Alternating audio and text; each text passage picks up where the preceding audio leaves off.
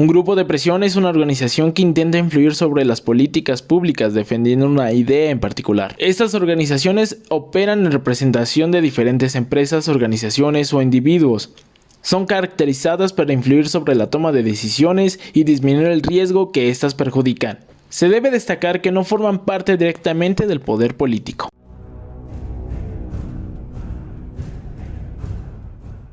Los grupos de interés se constituyen en grupos de presión cuando en cumplimiento de su propia y específica finalidad influyen sobre el gobierno, el Congreso, los partidos políticos, la administración pública o la opinión pública. Se diferencian de los partidos políticos porque buscan directamente el poder político.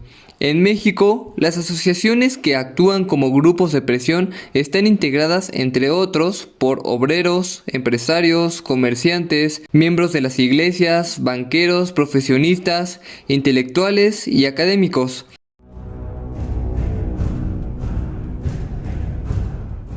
El origen de la teoría de grupos se encuentra en las obras de Arthur Bentley, The Process of Government, 1908. Se trata de una explicación sistemática del proceso gubernamental como un medio a través del cual los valores sociales se asignan de modo imperativo a través de las decisiones públicas. Estas son producidas por actividades que son independientes, sino que actúan y conjugan en torno a las decisiones. Los grupos responderían a esta suma de actividades, cuya lucha entre grupos e intelectuales de los intereses, los grupos determinarían qué decisiones se han de tomar.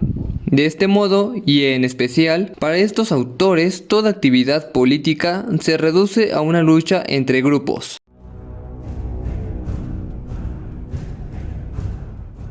Los rasgos que caracterizan al grupo de presión son: un grupo organizado, expresar conscientemente interés parcial o particulares, ejercer presión sobre el poder público para obtener sus fines, no buscar ejercer por sí mismos el poder público y no asumir la responsabilidad de las decisiones adoptadas bajo su influencia.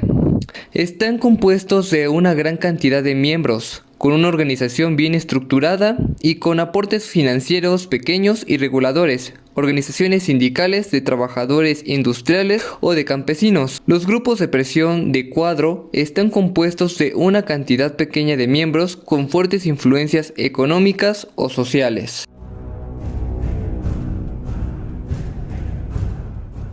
Los grupos de presión se pueden clasificar como 8 tipos de grupos diferentes y son los siguientes: grupos de personas y grupos de organización. Ese es el grupo que más se conoce cotidianamente, compuesta por la sociedad, asociaciones, sindicatos, entre otros. Grupos exclusivos y grupos parciales son aquellas que son ejercidas para hacer presión a las organizaciones en momentos específicos que realiza la propia empresa para que se hagan este tipo de evento. Grupos privados y grupos públicos son aquellas que emergen de la organización de la sociedad civil, mientras que los segundos están compuestos de personas o agrupaciones que desarrollan sus funciones dentro del poder gubernamental o estatal. Grupos de presión promocionales y presión funcional o seccionales tienen como objetivo promover un ideal o una causa determinada, y los seccionales buscan a una persona que pueda liderar la causa. Grupos privados y grupos públicos son aquellas que emergen de la organización de la sociedad civil, mientras que los segundos están compuestos de personas o agrupaciones que desarrollan sus funciones dentro del poder gubernamental o estatal. Grupos de presión promocionales y presión funcional o seccionales tienen como objetivo promover un ideal o una causa determinada.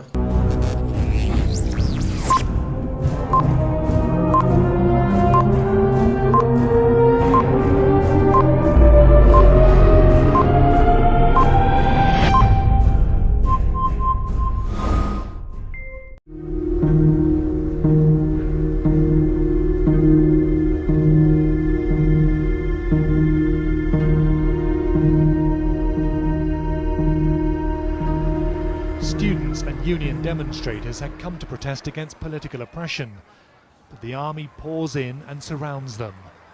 Then this.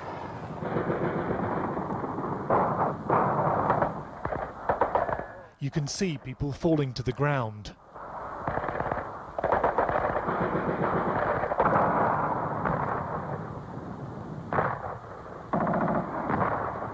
At one point, the camera catches this.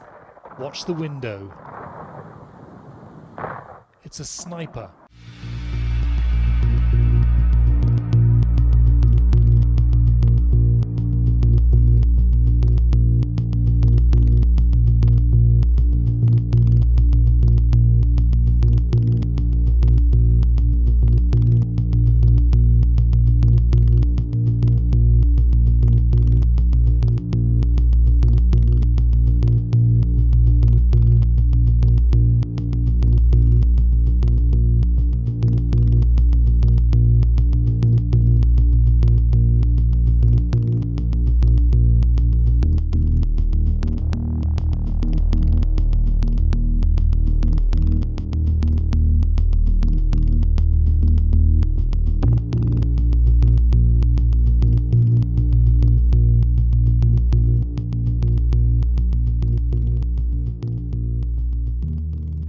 square of three cultures in which at least 35 people were killed and which still carries the scars of that occasion, is one place that visitors to Mexico are not encouraged to see.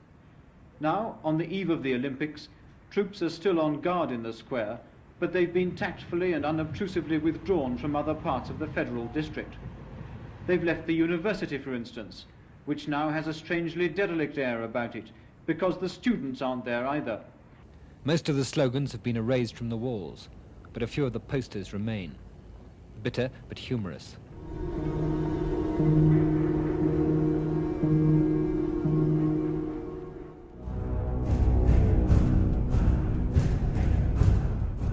Este conflicto dio inicio el 22 de julio con una pelea entre estudiantes de la Vocacional 2 y la Preparatoria Particular Isaac Otoneral, la cual tuvo la intervención de fuerzas policíacas, llegando a tener varias peleas y arrestos.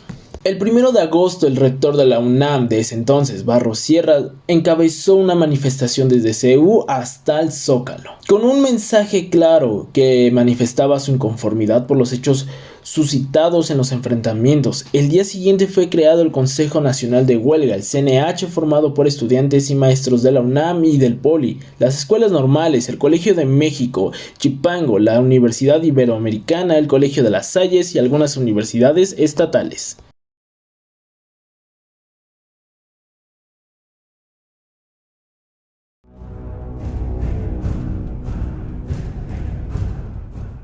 Gustavo Díaz Ordaz buscaba tener al país ordenado, ya que en 1968 se llevarían a cabo las Olimpiadas, y el gobierno consideraba que era una buena oportunidad para mostrar a México como un país unido, tranquilo y sin problemas. Dentro de la conceptualización se encuentra la función, donde todo comenzó el 22 de julio de 1968, donde estudiantes de la Vocacional 2 y 5 y una prepa de la UNAM se enfrentaron en un juego de fútbol americano, el cual terminó en pleito, y en pocas horas llegó la policía, pero el gobierno tomó un enfoque totalmente diferente, ya que la policía golpeó jóvenes y maestros, y de esta manera sembró así la semilla para un levantamiento mayor.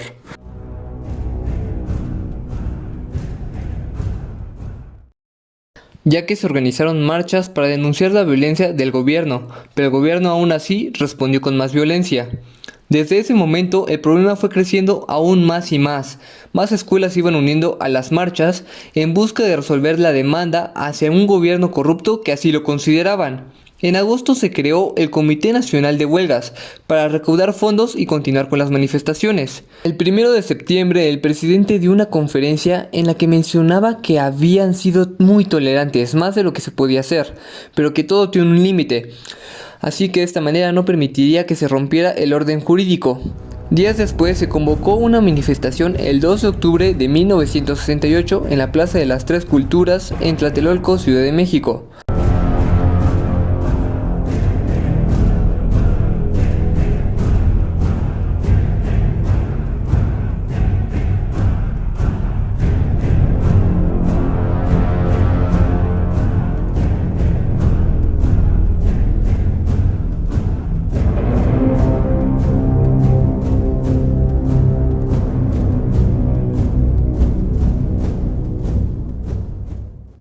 La liberación de CEU el 1 de octubre. Cuestionamiento hacia el PRI. Y también se llevaría a cabo la expresión abierta de la música por Alex Lora y Óscar Chávez.